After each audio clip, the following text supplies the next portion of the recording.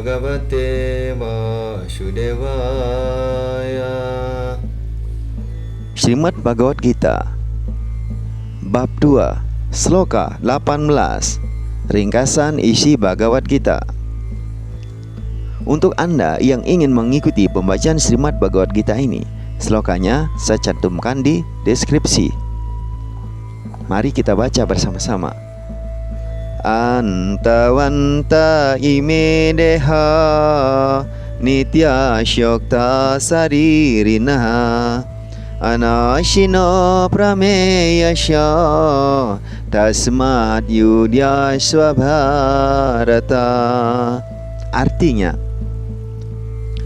makhluk hidup yang tidak dapat dimusnahkan atau diukur dan bersifat kekal memiliki badan jasmani yang pasti akan berakhir. Karena itu, bertempurlah wahai putra keluarga Bharata. Penjelasan dari Yang Maha Berkarunia, Isi Bhaktivedanta Swami Prabhupada. Menurut sifatnya, badan jasmani dapat dimusnahkan. Mungkin badan jasmani akan segera musnah, atau mungkin akan musnah sesudah 100 tahun. Hanya soal waktu saja. Tidak mungkin badan jasmani dipelihara untuk selamanya. Tetapi sang roh begitu kecil sehingga ia tidak dapat dilihat oleh musuh, apalagi dibunuh.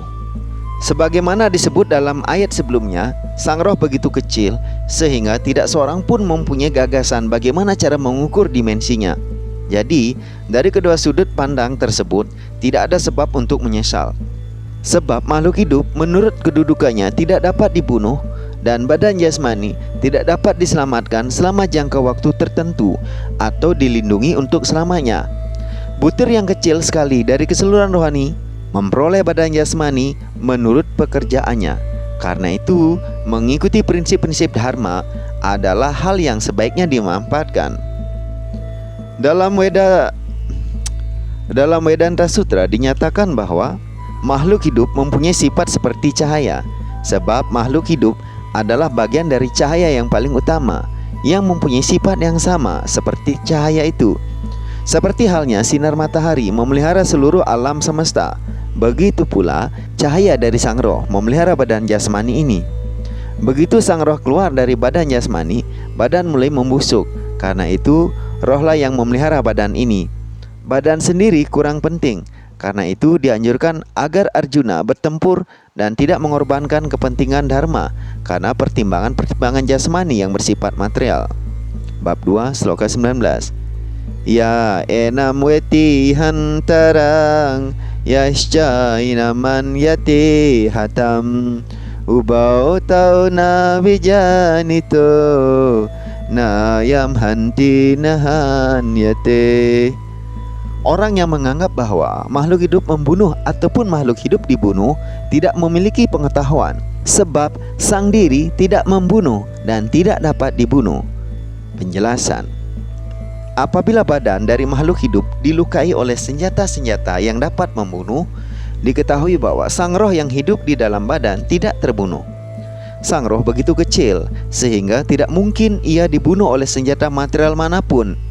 Sebagaimana akan dijelaskan dalam ayat-ayat berikut, makhluk hidup tidak dapat dibunuh karena kedudukan dasar rohaninya. Yang dibunuh atau yang dianggap terbunuh hanya badan saja. Akan tetapi, kenyataan ini sama sekali tidak menganjurkan pembunuhan badan. Peraturan Weda ialah mahinsyab syarwa bhutani. Jangan melakukan kekerasan terhadap makhluk hidup manapun.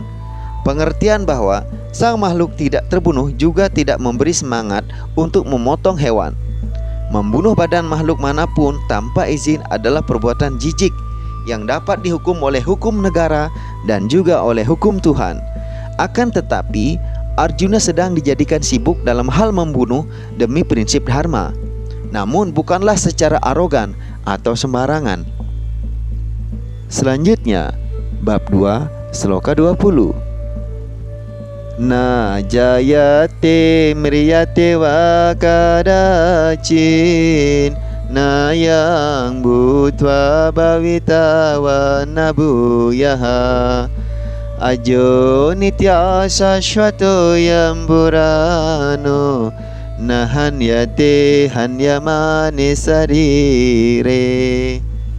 Artinya, Tidak ada kelahiran maupun kematian bagi sang roh pada saat manapun. Dia tidak diciptakan pada masa lampau, ia tidak diciptakan pada masa sekarang, dan dia tidak akan diciptakan pada masa yang akan datang. Dia tidak dilahirkan, berada untuk selamanya, dan bersifat abadi. Dia tidak terbunuh apabila badan dibunuh. Penjelasan dari Yang Maha Berkarunia, Esi Bhaktivedanta Swami Prabhupada. Menurut sifatnya, bagian percikan yang sekecil atom dari roh yang paling utama bersatu dengan Yang Maha Kuasa. Ia tidak mengalami perubahan apapun seperti badan. Kadang-kadang sang roh juga disebut sebagai yang mantap atau kutastha. Badan mengalami 6 jenis perubahan. Badan dilahirkan dari kandungan tubuh ibu, tahan selama beberapa waktu, tumbuh, menghasilkan sesuatu, berangsur-angsur merosot, dan akhirnya lenyap. Akan tetapi, sang roh tidak mengalami perubahan-perubahan seperti itu. Sang roh tidak dilahirkan, tetapi oleh karena sang roh menerima badan jasmani, maka badan dilahirkan. Sang roh tidak dilahirkan di sana, dan sang roh tidak mati.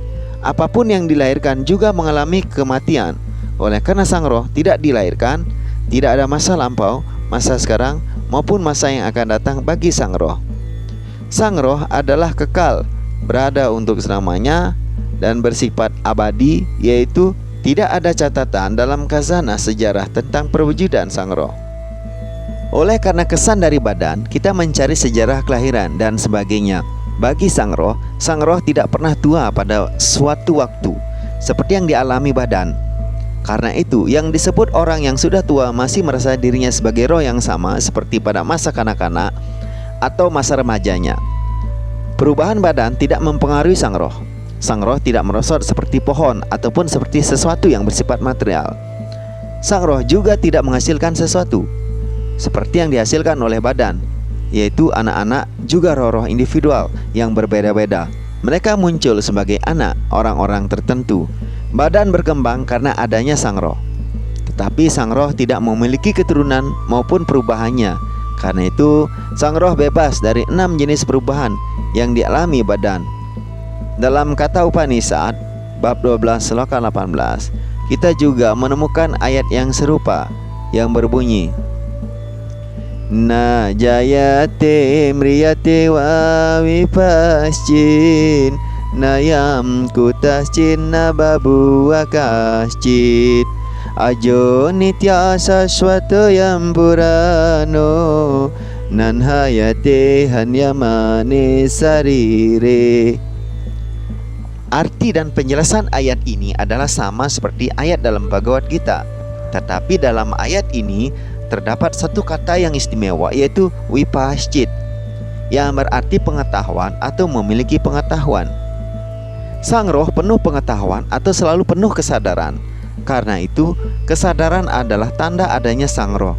Kalaupun seseorang tidak menemukan sang roh di dalam jantung tepat sang roh bersemayam, ia masih dapat mengerti bahwa adanya sang roh hanya karena adanya kesadaran. Kadang-kadang kita tidak menemukan matahari di langit karena awan atau alasan yang lain, tetapi cahaya matahari selalu ada, dan kita yakin bahwa hari sudah siang. Begitu seberkas cahaya menerangi angkasa pada waktu pagi, kita dapat mengerti bahwa matahari sudah ada di langit.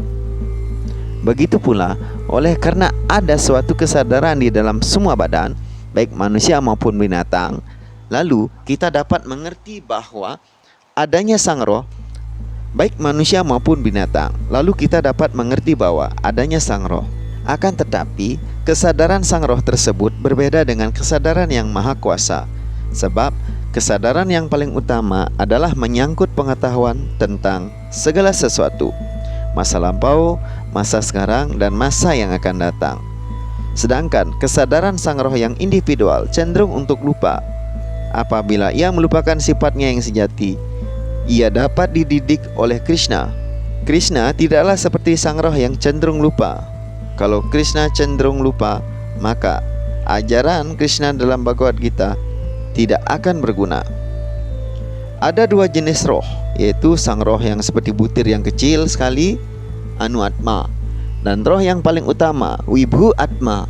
Kenyataan ini juga dibenarkan dalam Kata Upanishad Skanda 1 bab 2 sloka 20 sebagai berikut.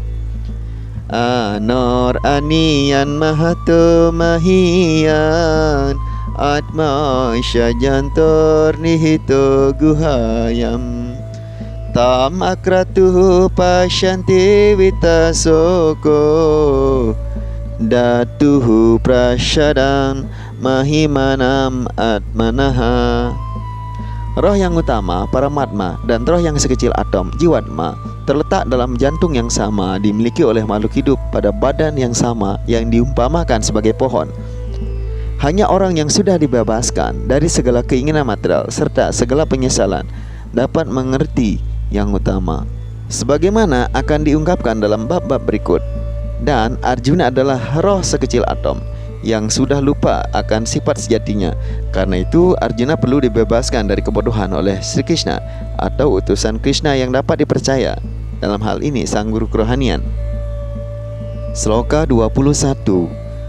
Vedawana shinam nityam ya enam ajam avyayam katang sapursa barta Ganggatayati hantikam.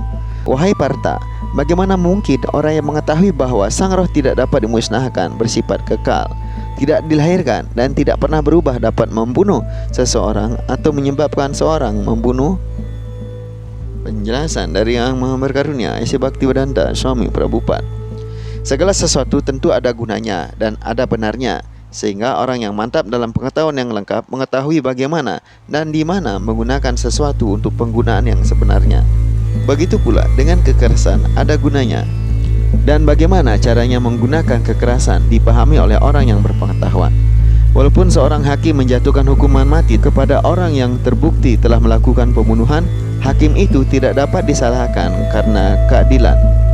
Dalam Manu Samhita, kitab hukum bagi manusia, hendaknya seseorang pembunuh dijatuhi hukuman mati, supaya dalam penyelaman yang akan datang dia tidak harus menderita karena dosa besar yang telah dilakukannya. Karena itu, apabila seorang raja menjatuhkan hukuman mati terhadap seorang, itu sebenarnya bermanfaat bagi orang itu. Begitu pula apabila Krishna memerintahkan pertempuran, harus disimpulkan bahwa kekerasan itu demi keadilan yang paling utama. Karena itu sebaiknya Arjuna mengikuti perintah tersebut dengan menyadari bahwa kekerasan seperti itu yang dilakukan dalam rangka bertempur demi Krishna bukanlah kekerasan belaka. Bagaimanapun manusia atau lebih tepatnya sang roh tidak dapat dibunuh. Karena itu demi pelaksanaan keadilan, apa yang disebut dengan kekerasan diperbolehkan. Operasi pembedahan tidak dimaksudkan untuk membunuh seorang penderita, melainkan untuk menyembuhkan penyakitnya. Jadi pertempuran yang akan dilaksanakan oleh Arjuna atas perintah Krishna adalah pertempuran dengan dasar pengetahuan sepenuhnya. Karena itu tidak mungkin ada reaksi dosa. Demikian pembacaan Srimad Bhagavad Gita pada hari ini. Terima kasih telah ikut menyimak. Sampai jumpa esok pada waktu dan kesempatan yang sama.